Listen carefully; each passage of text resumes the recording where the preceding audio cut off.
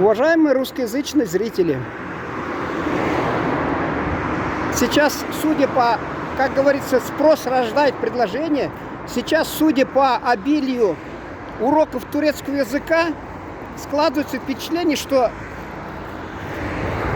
очень большой спрос на знание этого языка, ведущего, скажем, государства тюркского мира. Между тем, многие, вы знаете, что ваши деды, прадеды, кстати, чаще владели вот тюркскими языками, нежели вы. Вероятно, потому что в то время не было такой ситуации, когда был престиж какого-то государства или языка, о нем говорили.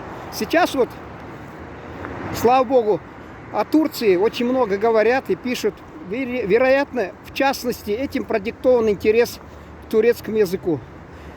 Всегда говорят, надо изучать язык среди его носителей. Но сразу, конечно, вы не можете подойти. Вот у нас несколько турецких кафе, ресторанов. Наверняка в вашем городе тоже есть. Потому что турецкие, мы говорим братья, так что, извините, мы называем их братьями, потому что они наши братья по языку и вере. Конечно, вы, если подойдете, он с вами не будет заниматься русским языком. А если вы попытаетесь по-турецки, ну, они люди дела, бизнесмены, вряд ли тоже у них будет желание потерять какое-то время, деньги. Вот. А если мы положим, это те, кто живет в основном среди татарского населения, башкирского там населения, какие у нас языки, тем более, особенно азербайджанского, это в первую очередь, кстати, у которых язык по некоторым оценкам на 95% похож. Потом очень просто выучить. Вот. Вот у нас, вы знаете, телега, как у нас по-татарски? Арба. Вот. А сейчас вот это, что проехал у нас по проспекту? Арабай проехала. Араба, значит, автомобиль, машина. Вот. Автобус, кажется, если не ошибаюсь, автобус.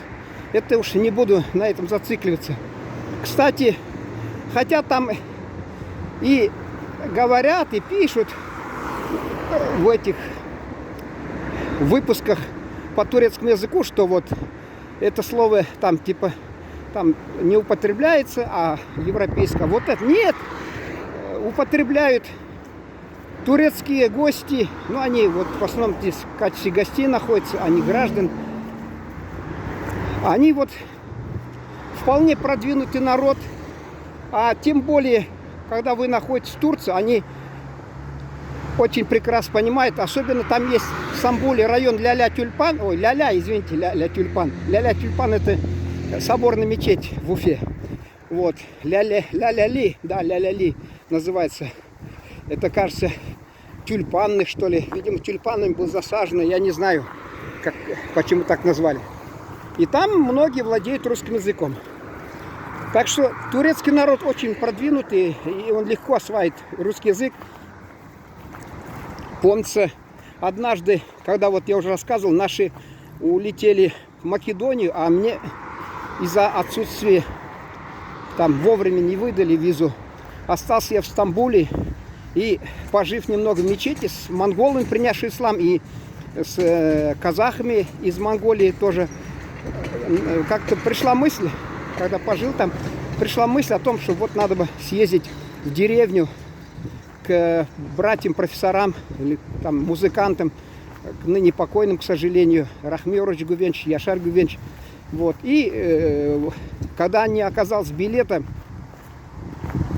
в порту, а потом через какое-то время билет все-таки появился, я взял и выругался, извините, по-русски. И находящийся здесь один турецкий товарищ дополнил более богато.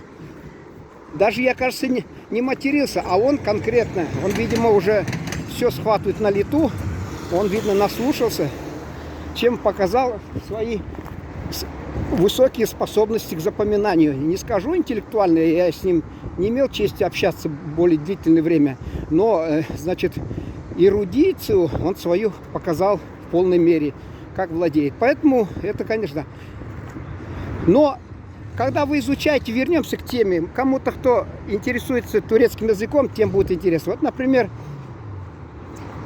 когда ваш покорный слуга смотрит фильмы, я люблю на турецком языке, там, или классику, или американские фильмы с титрами на турецком. И вот я смотрю, там написано «наляд». Я начинаю ломать голову, что такое. Не выдержал, однажды залез в словарник. Да, боже мой, это же наше татарское слово «нагляд», то есть проклятый. Вот это. Поэтому очень много слов вот в татарском, турецком. Даже если вот человек есть среди нас, который изучал татарский до революции язык этот, то он вообще будет как рыба в воде в турецком языке. Вот. И у нас вот эта улица, у них там называется Сокак. Я думаю, наверное, это про улицу. А проспект, видимо, Жадда. Сокак. У нас Сокак, вот я не знаю, как-то забыл. Сейчас вот вчера сказал я, тропинка Сокак, что ли, сказал. Они почему-то у них так, эта улица называется. Вот. Потом очень много, кстати, вот, ну это вы прекрасно знаете, у вас на слуху дурак, это остановка. Почему? Потому что трага, останавливаться, стоять, это значит оттуда.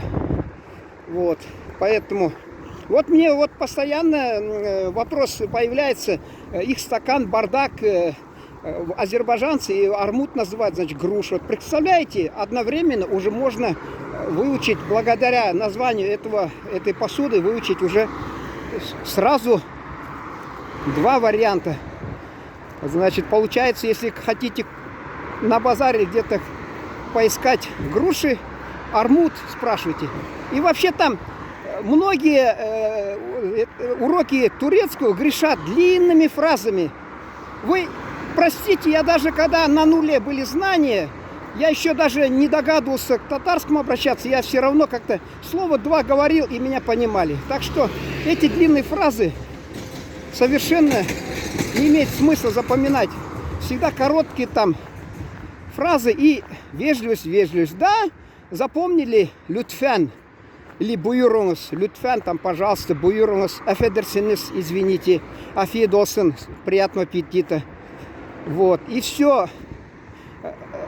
Вот там есть метод ассоциации. Я когда-то пытался его, значит, написал я в журнал «Студенческий меридиан» о том, что немецкий язык помогает запоминать слова, там, лексику, метод ассоциации. «Студенческий меридиан» настолько кондовым таким, знаете, как они говорят, ретрограды, что ли, они говорят, нет, вот слова карточки это самое то. А это вот очень сложно, потому что большинство населения не обладает, значит, этим методом, что ли, или как способностью. Вот. И вот афиет олсын. А вы чувствуете вот слово официант и афиет? Дело в том, что когда даже немецкий я язык запоминал, я старался первые две буквы всегда запомнить, потом легче это сказать. Поэтому вы, допустим, афиет – это аппетит, афиет олсын, приятного типа аппетита, а официант, чувствуете общее что-то между ними? Теперь, значит, вот остальные слова тоже можно самим вам просто мозги включить. Дело в том, что когда, сколько бы ваш покорный слуга вам не приводил способов, у каждого человека может быть свой способ запоминания. Поэтому, когда вы сами свою версию начнете, затвердите свою версию, вам гораздо легче. Вот в подтверждение этого могу сказать, вот когда у нас была лексика по немецкому, там, конечно, одно, а вот когда тексты нам давали запоминать, я просто-напросто переводил текст с немецкого на русский, запоминал смысл, потом старался излагать просто-напросто немецкими словами, которыми владею. Но у нас тут время заканчивается. Если хотите, заинтересовал вас это, то посмотрите вторую часть. Если, значит, покороче надо, то я буду покороче их делать. Спасибо за внимание. Всего доброго.